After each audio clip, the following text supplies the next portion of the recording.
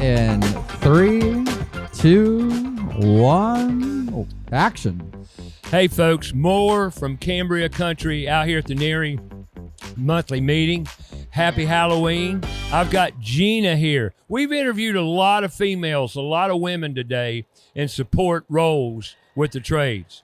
Jeanna, she's in it to win it. What do you do? Well, I am a residential designer here in Charlotte. I just bought my mother's company that was started in 1987 in South Park, Charlotte, out of our home. On Montree? What's the name of that street? Monique Lane. Monique Lane. That was our house. I put your dryer in that house. You did? I sure did. I rolled down that big wheel on that driveway lots of times. That's awesome. Yeah, I know one of the neighbors out there. Anyway, now you're an interior designer. We specialize in the construction drawings for our clients' needs, and then we also follow through with all the hard surfaces product selection. What's the name of the company? Charlotte In-Vironments. Yeah, right. I should remember. I've known her mother for a long time. I've done work with your mother a long time. Yes, ma'am. All right. How'd you get into it? Like, I don't know, but... Well, I don't know. I guess I say this is my third and final time working for Charlotte In-Vironments. The first time was at our home when I ran the blueprints. But then I think later, in hindsight, I noticed I didn't really play with dolls. I enjoyed setting up the houses for my sisters, for our Barbies. Right. And then I say my mom did the happy dance when I came home from college. And I said, I don't think I want to do early childhood education. I think I'd like to study interior architecture. And she was very cool and sly and was like, okay. And I said, but that means you're going to have to pay for 2 extra years of college. And she said, we'll work it out. Okay. And so we did. And life brought me on a different path. I didn't come back immediately to Charlotte. I had my own career. I worked for a builder. We did empty nester, one-level living. I managed a flooring cabinetry tile showroom. I had my own career with Holmes Designs, always calling my mom up going, what do I need to do? What should I do? Right. And then eventually, about 6-7 years ago, she said, I think you need to move back to Charlotte. And I was like, what? No, I said I'd never move back. But I didn't move back to Charlotte. I moved back to Waxhaw. So I brought my... That's Charlotte, dear. You know it and I know it. I know. And my husband came and our 3 children, and we moved and we renovated our own house during COVID. And now we are still servicing all of Charlotte and all the lakes. All right. So you're a designer, basically. You lay out houses, remodeling projects, the like, in residential construction primarily. We do the space plans for our clients' needs. Right. Okay. I'm a mom. I know what these women need in these houses, and I know how we bring in the groceries, how we put them away, and I also know what looks really pretty. Right. Awesome. Okay.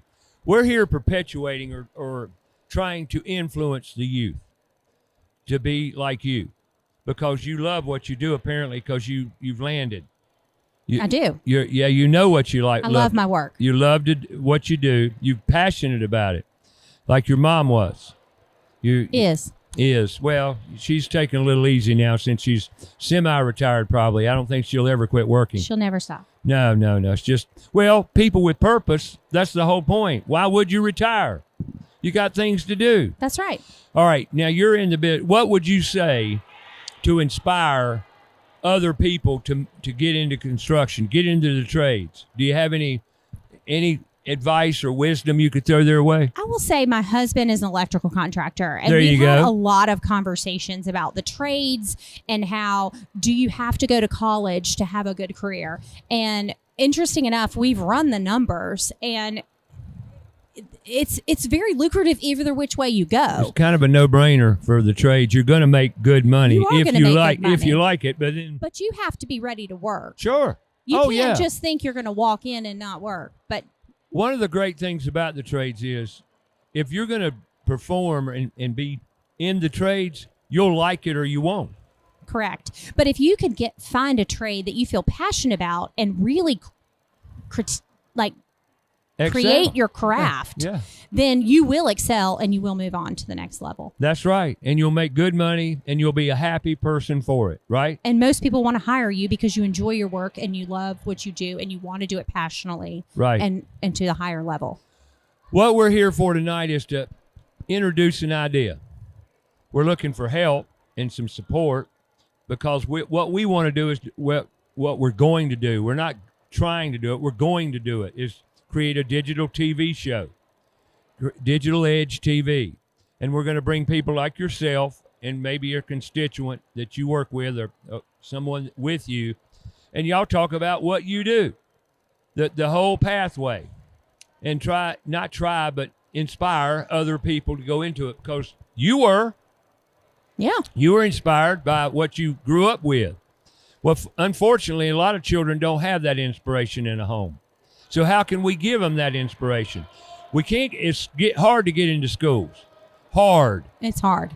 And really present to the kids. We've got trades career days, but they're few because for some reason they don't want the trades in the schools, apparently, although that's changing. But if we had a Digital Edge TV show representing electrical, carpentry, masonry, automotive, all of the above trades, then and attach a curriculum to it, then teachers could show that to their students in class. It's a backdoor way of getting into the schools, and also giving teachers some information and resource to turn to.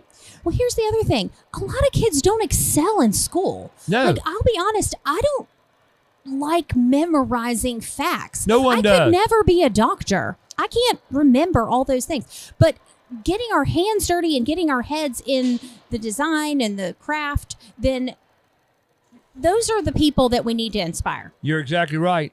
And you know what? To your point, we don't learn until we apply. It's the only way human beings learn is through application. You can memorize anything, but you won't know it until you apply it, right or wrong. Right. I mean, how many times have you heard somebody say, well, that's great advice, but I won't take it until I learn it myself through my own experiences. It's just the way it is. Yes. I don't know how to operate a computer until we do it. I mean, really, right? Right. Learning CAD, it was something, wasn't it? It was a lot. I'm you still and I learning. both went there. You know, well, I learned on the board like your mom. I still have a drafting board in my house, by the way. Good. Well, that's good. If you learn it on the board. I've learned to draft by hand and on the computer. Absolutely. Yep. I learned too. What program are you using we for are design? old school with AutoCAD. Oh, really? AutoCAD still? Yes. I will say I have got a wonderful gentleman that works with us, and he has really developed our specific CAD for our company. That's awesome. A lot of shortcuts. Well, is there anything you would like to say in closing to Just kids? Thanks for listening. And kids, like, get out there, find something you are passionate about other than video games. Yeah, video games don't pay a lot. There is a career pathway in them, I have to admit, because some kids have taught me. And you can actually make really big bucks. There's only a few slots for that. But it's just like the NBA and the NFL. Same thing. But everybody needs a house. Everybody. They need a bathroom. They need lights. They need heating and cooling, don't they? They sure do. Well, thank you for talking to us. It was nice talking to you, Terry. I appreciate it. Uncle Ray. Yeah. Thank you so much. I appreciate it. Thanks. All right.